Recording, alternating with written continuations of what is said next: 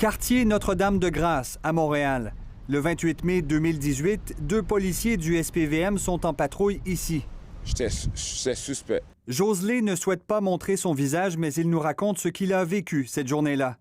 Alors qu'il fait des emplettes en voiture, les policiers le suivent parce qu'il semble que la plaque d'immatriculation ne lui appartient pas. Ils l'interceptent à l'endroit précis où l'on se trouve. J'immobilise le véhicule, je descends de la voiture, je les approche pour savoir c'est quoi la raison pourquoi ils me suivent.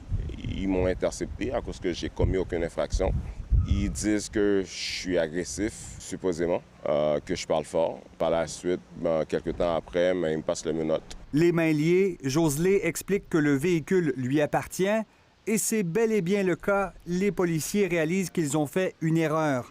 Plutôt que de s'excuser, ils lui remettent un constat d'infraction pour entrave à un agent de la paix, un constat qu'il conteste aussitôt. Il croit avoir été victime de profilage racial. Moi, avoir vécu ça à plusieurs reprises, j'en pouvais plus. Le juge de la Cour municipale qui a entendu son témoignage lui donne raison. Dans une décision rendue la semaine dernière, il écrit « Les policiers n'avaient aucun motif valable pour l'intercepter. J'arrive à la conclusion, selon la balance des probabilités, que les policiers ont intercepté monsieur en raison de son profil d'homme noir, ce qui constitue du profilage racial. » Il se pose la question à savoir, si c'était un homme blanc qui était dans la même situation, est-ce que le traitement aurait été le même? Cet avocat criminaliste croit que ce genre de situation se produit trop souvent, même s'il observe des changements. La preuve de profilage racial est toujours une preuve qui est indirecte.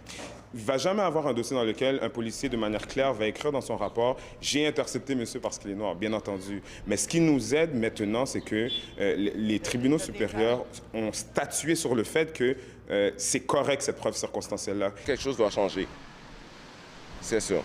Invité à réagir, le service de police de la Ville de Montréal a dit simplement ne pas commenter les dossiers judiciaires. Ici Sébastien Desrosiers, Radio-Canada, Montréal.